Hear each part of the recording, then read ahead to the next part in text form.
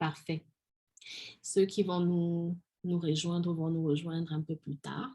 Mais déjà, bienvenue à tous et à toutes.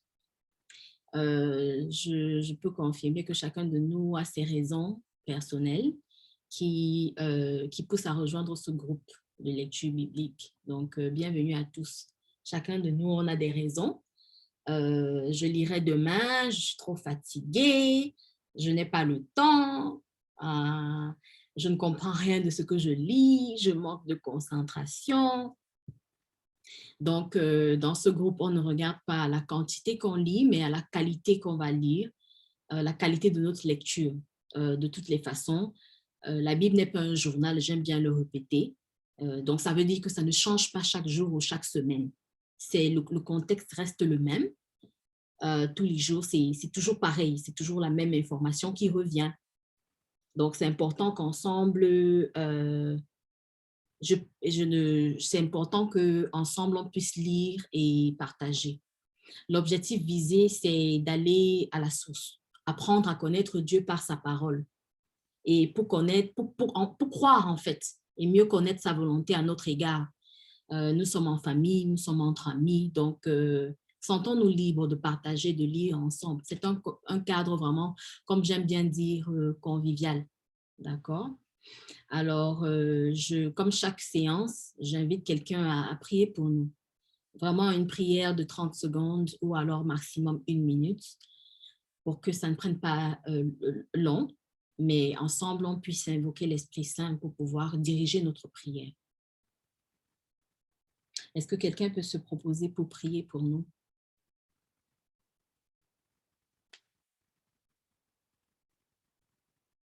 Dans ce cas, je vais faire la prière. Franchement, je ne serai pas longue. C'est juste pour dire, Seigneur, nous sommes réunis ici pour connaître ta parole, pour te connaître. Nous te demandons de bénir ce petit groupe, de bénir ces 30 petites minutes que nous te consacrons. C'est en ton nom que nous sommes réunis. Nous demandons que ton Esprit Saint soit présent pour que nous soyons ancrés dans ta parole et que nous soyons dirigés par l'Esprit Saint. Nous te le demandons au nom de ton Fils Jésus-Christ, qui vit et qui règne pour des siècles et des siècles. Amen. Amen. Amen. Donc, comme je dis d'habitude, j'encourage beaucoup de personnes. En fait, je nous encourage, nous tous, chacun de venir avec sa Bible, mais sinon que si quelqu'un n'a pas sa Bible disponible, j'aime toujours poster le chapitre qui est en train d'être lu, les versets qui sont en train d'être lus, pour qu'ensemble nous puissions suivre la prière, la lecture sans être distraits. Donc, ce soir, on lit le livre de Marc, chapitre 6. On va commencer au verset 1 et on espère terminer. Et comme ça, ensemble, on va discuter. Et lorsque quelqu'un lit, j'aime toujours le dire, on va se laisser toucher par la parole. On va lire doucement et on va partager à la fin. Qu'est-ce qui vous a touché? Qu'est-ce que tu demandes à travers la lecture? Quelle est la grâce que tu demandes à travers la lecture qu'on a faite?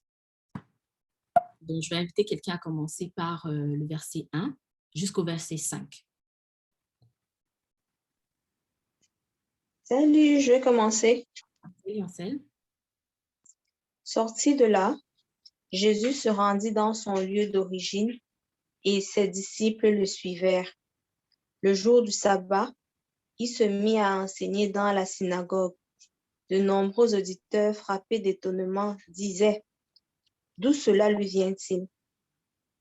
Quelle est cette sagesse qui lui a été donnée et ces grands miracles qui se réalisent par ses mains? N'est-il pas le charpentier, le fils de Marie et le frère de Jacques, de José, de Judée et de Simon?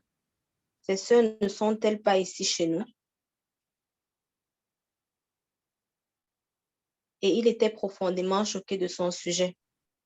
Jésus leur disait: un prophète n'est méprisé que dans son pays, sa parenté et sa maison.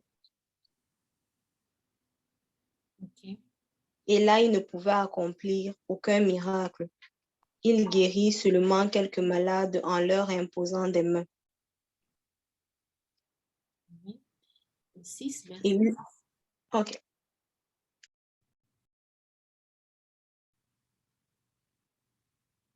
Verset 6. Quelqu'un peut continuer la lecture? Je vais continuer. Il appela les 12 et il s'étonna de leur manque de foi. Jésus parcourait les villages d'alentour en enseignant. Il appela les 12. Alors, il commença à les envoyer en mission, deux par deux. Il leur donna autorité sur les esprits impurs et il leur prescrit de ne rien prendre pour la route, mais seulement un bâton. Pas de pain, pas de sac, pas de pièces de monnaie dans leur ceinture. Mettez des sandales, ne prenez pas de tunique de rechange.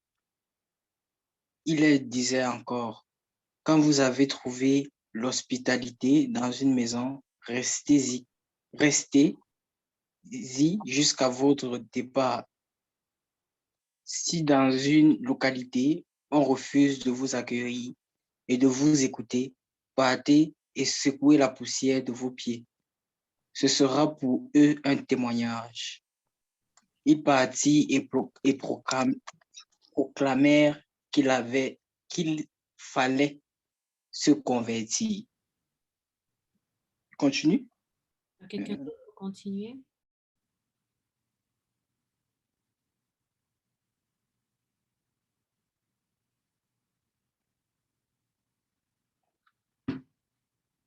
Quelqu'un d'autre? Aurèle, est-ce que tu peux terminer jusqu'à 13 au moins? Ok. Il expulsait beaucoup de démons, faisait des onctions d'huile à de nombreux malades et il guérissait. Ok, Le roi, c'est bon? c'est bon. Ok. Quelqu'un d'autre continue à 14?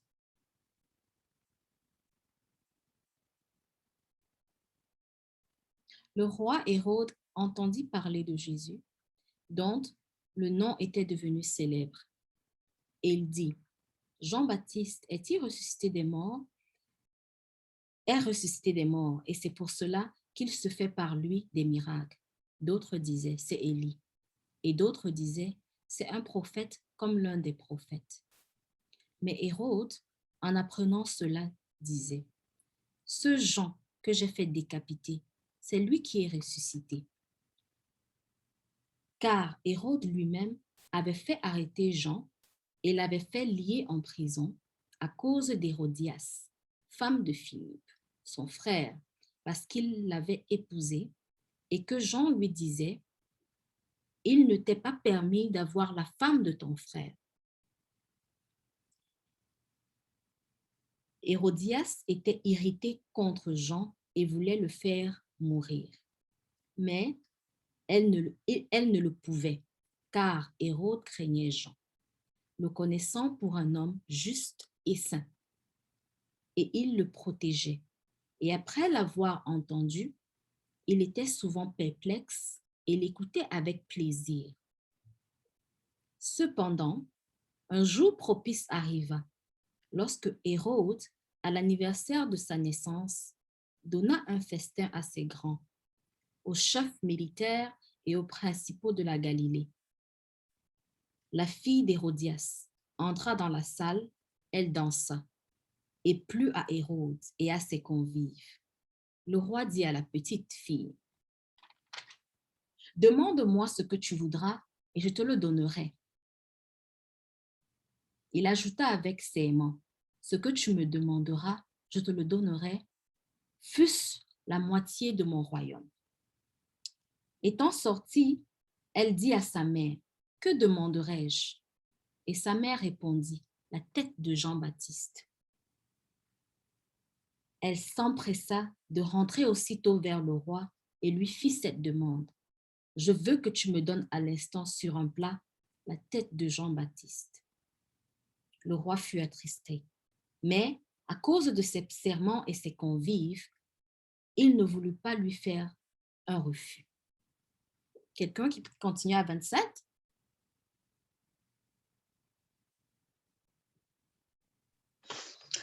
Il envoya sur le champ un garde avec ordre d'apporter la tête de Jean-Baptiste.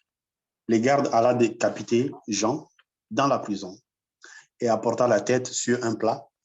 Il la donna à la jeune fille et la jeune fille la donna à sa mère. C'était elle l'orchestre. Alors, les disciples de Jean, ayant appris cela, vinrent prendre son corps et le mirent dans un sépulcre.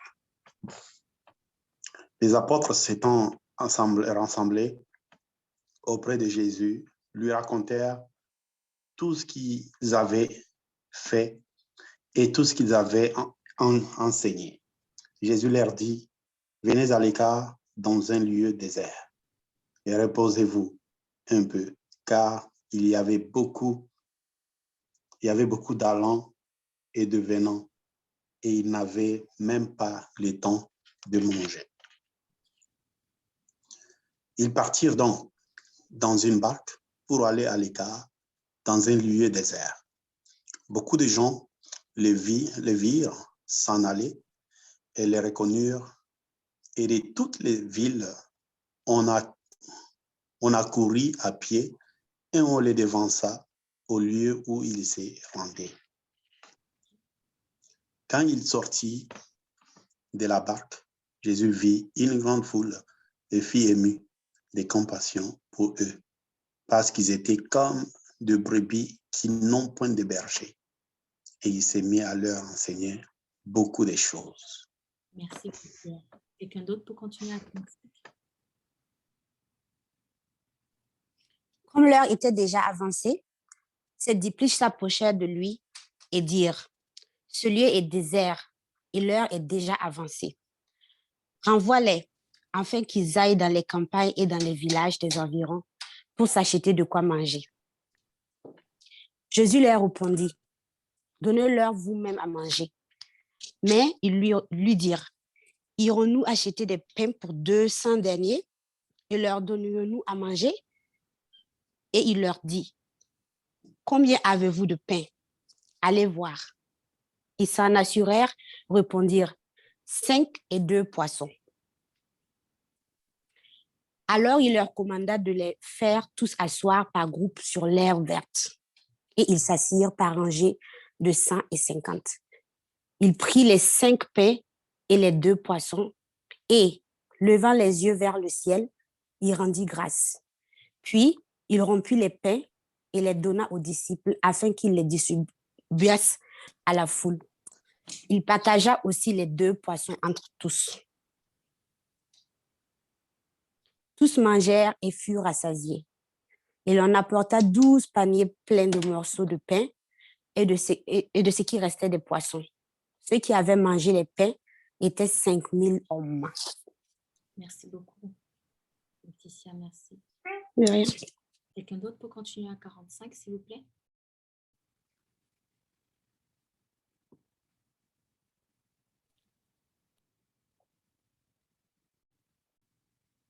Aussitôt après, il obligea ses disciples à monter dans la barque et à passer avant lui de l'autre côté vers Bethsaïda, pendant que lui-même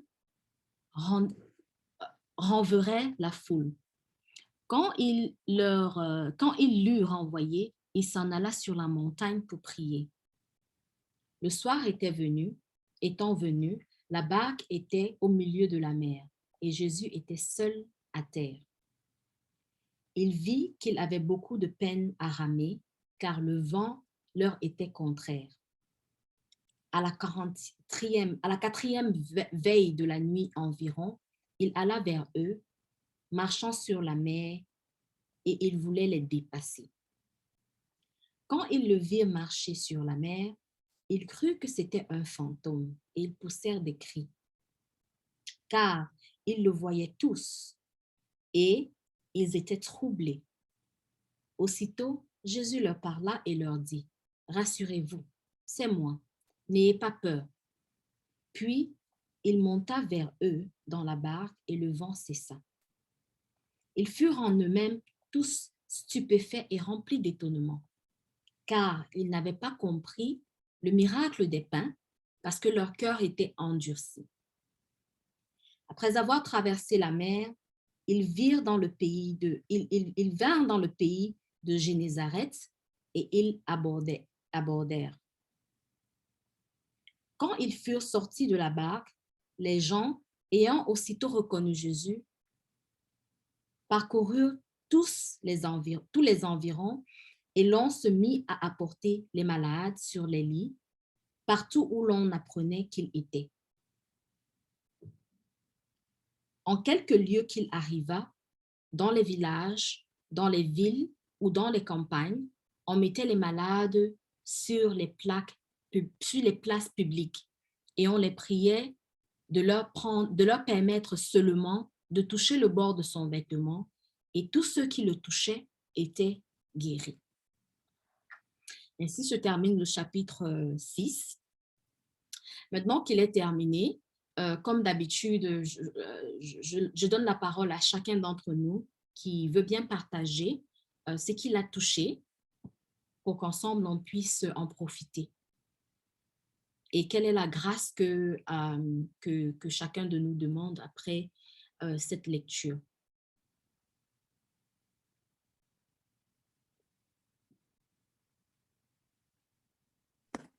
Pour moi, c'est le chapitre 6, verset 4.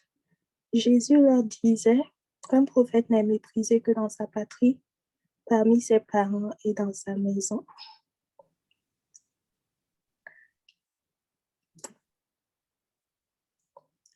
Donc, effectivement, j'ai remarqué de façon générale que nul n'est prophète chez soi.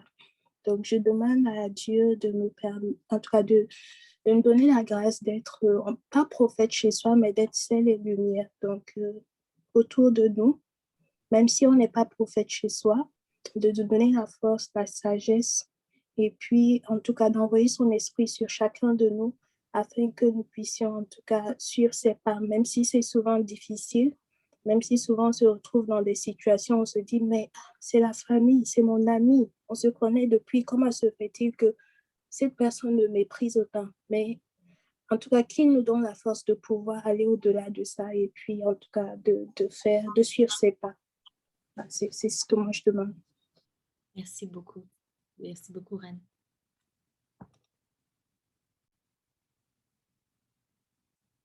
Quelqu'un d'autre? Salut, encore, c'est Léoncel. Avec la lecture d'aujourd'hui, j'ai vraiment appris beaucoup de choses. C'est vraiment un chapitre plein. Déjà, un des trucs que j'ai appris aujourd'hui, de par la lecture, c'est que je ne savais pas que Jésus avait des frères.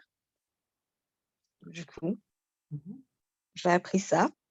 Si je veux renchérir sur ce que Tina disait, c'est vrai que le chapitre 4, où il dit « Nul n'est prophète chez soi », où on se rend compte que nul n'est prophète chez soi, de par cette lecture-là, moi, ce que je retiens ou ce que je veux apprendre, c'est de me dire que on ne peut pas être aimé de tout le monde. Là, c'est une éducation, une preuve sur Jésus que tout le monde connaissait, que tout le monde avait vu ses miracles, les nombreux miracles qu'il avait fait, qu'il a continué à faire pour nous. Mais malgré ça, quand il arrive chez soi, tout le monde était comme, non, mais pourquoi tu dis ça? Pour qui tu te prends? Comment tu peux dire ça? Mais du moment où il allait autre part, tout le monde l'accueillait comme le roi qu'il était. Donc, de par ce chapitre, si j'aurais une prière à faire, c'est de ne pas m'accrocher au fait que tout le monde doit m'aimer, mais de demander au Seigneur de pouvoir me donner le fait d'être aussi humble que lui, de dire, OK, c'est pas grave si tout le monde ne m'aime pas. Le plus important, c'est vraiment d'aimer tout le monde le mieux que je peux. Merci. Sur cette partie-là, c'est ce que j'ai retenu. Merci beaucoup, Léoncel. William, vous voulez partager quelque chose? Ce qui me frappe, c'est le cœur de l'homme. Et le cœur de l'homme qui se manifeste dans la personne d'Hérode. Nous voyons Hérode qui a pris la femme de son frère et qui est critiqué par Jean-Baptiste. Jean-Baptiste lui dit la vérité, il sait bien. Même si c'est que Jean-Baptiste dit la vérité, même s'il est peiné, au chapitre, dans un verset, on nous dit, il était quand même content d'écouter Jean-Baptiste. Cependant, il écoutait Jean-Baptiste avec plaisir. Mais ce qui me frappe dans le cœur de l'homme, c'est que quand l'homme est dans la joie, il fait des promesses. Il fait des promesses tout simplement parce qu'on a châtié sa chair. Et parfois, ce sont des promesses qui peuvent le mener très loin, là où il ne sait pas. Et comme l'homme, dans son cœur, il est orgueilleux, il ne peut pas revenir. Voilà qu'il a fait une promesse et on lui demande de tuer, de donner la tête de Jean-Baptiste. Puisqu'il a fait une promesse devant les convives, il refuse d'être humble. Il ne peut pas dire non, je ne vais pas tuer Jean-Baptiste, demande autre chose. Il préfère tenir à une parole qui est une parole de mort au lieu de renoncer à cette parole de la mort. Je voudrais demander au Seigneur que chaque fois que j'aurai à prendre une décision, quel que soit le type de décision vis-à-vis des hommes, des femmes que je rencontrerai ou vis-à-vis des situations, que je sauve toujours la vie, que la vie soit le cœur de toute décision que j'aurai à prendre. Voilà ce qui m'a touché. Merci beaucoup, William. Quelqu'un d'autre voulait partager? Il nous manque juste comme 7 minutes. Bon, je vais dire bonsoir à tout le monde et je vais plus m'attarder sur le verset 12 qui dit « Lorsqu'ils furent rassasiés, il dit à ses disciples, ramassez les morceaux qui restent afin que rien ne se perde. » Moi, je suis plus intéressé par cela parce qu'on s'attarde généralement plus sur le miracle, le fait d'avoir multiplié le pain, mais on ne s'attarde pas sur le fait qu'on est demandé de ramasser pour ne pas gaspiller. Et généralement, nous sommes plus satisfaits de ce qu'on vient de manger et on oublie le lendemain. On est plus content de demander et lorsqu'on reçoit, on oublie que demain, on peut se retrouver dans la même situation. Donc, je demande au Seigneur de toujours nous illuminer afin qu'on n'oublie pas que si aujourd'hui on sort de l'obscurité et qu'on vienne répéter les mêmes choses, on pourra toujours se retrouver face à la même situation. Donc, il nous donne l'intelligence de pouvoir penser à demain et cesser de gaspiller. Donc, ça, c'est ce que je demande aujourd'hui. Merci. Bon, avant de clôturer, parce qu'il nous manque juste comme 3-4 minutes, moi, je m'étais attardée au verset 3, où il disait, n'est-ce pas le charpentier, le fils de Marie, le frère de Jacques et de José et de Jude et de Simon. Le verset 3 nous dit que Jésus était charpentier. En tout cas, à notre époque, on a tous les moyens, tous les matériaux, les appareils qui nous permettent de scier, de mesurer avec justesse, vraiment comme au bout près. Mais je ne pense pas qu'il y en avait il y a 2000 années passées. Donc, c'était un travail laborieux, être charpentier. Avec toute la fatigue, il trouvait la force de faire des miracles, d'enseigner et de faire la volonté de son Père. Ça m'a remis en question. Aujourd'hui, étant assis au bureau ou à l'école, pour la plupart d'entre nous en tout cas, c'est vrai que moi, personnellement, je travaille 12 heures de temps, mais la plupart d'entre nous, on en fait 8 et on est rempli d'excuses. Je n'ai pas le temps. Je le ferai demain. Je suis fatiguée. Alors, après cette lecture, même si ses disciples ont eu la possibilité d'exercer une certaine autorité donnée par Jésus, ils ont encore eu du mal à comprendre vraiment parce qu'ils avaient toujours peur. Pourtant, au chapitre 6, il ne faisait que leur dire « Ne crains pas, crois seulement. » Crois seulement. Alors, je prie le Saint-Esprit qu'il me fasse changer d'attitude, que mon cœur ne soit pas dur, que j'ai la force de me connecter à lui par sa parole et serrer vraiment sa parole contre mon cœur, découvrir vraiment ce qu'il attend de moi et l'appliquer dans ma vie de tous les jours. Parce que même si c'est qu'il il le dit à chaque fois, même à ses disciples, mais pourquoi est-ce que vous avez peur? Vous êtes avec moi. Ne crains rien, crois seulement. Je lui demande de me donner la force de ne pas être sceptique, de continuer à croire en lui, de ne pas chavirer à chaque fois que la vie me secoue. Ça, c'est ma prière. Vivement qu'on se retrouve jeudi, pour ceux qui seront là. Pour ceux qui ne seront pas là, je vous invite à lire le chapitre 7. Pour que la prochaine fois qu'on se retrouve, le chapitre 8 sera beaucoup plus facile à lire. Mais sinon que le jeudi, ça sera un plaisir de tous vous avoir en tout cas. Je l'espère en tout cas. OK? Vas-y, quelque chose. Oui, vas-y, Jobel, bien sûr. Il y a l'humoriste comédien Moustique le charismatique qui dit souvent que nul n'est pour faire à soi, tu vois, et puis c'est souvent très marrant. Et c'est parce que c'est tiré d'un verset biblique. Ce que moi je voulais juste te dire, c'est que le Christ lui-même n'a pas fait l'unanimité. Lui qui est malade, lui qui a guéri les malades, il a ressuscité des morts, il a fait des miracles et tout le reste. Quand quelqu'un me dit non, il ne m'apprécie pas, tu n'es pas aimé de tête, tu n'es pas aimé ici, je dis que mon frère, même le Christ, toi, qu'est-ce que tu as fait? Tu as ressuscité quel mort?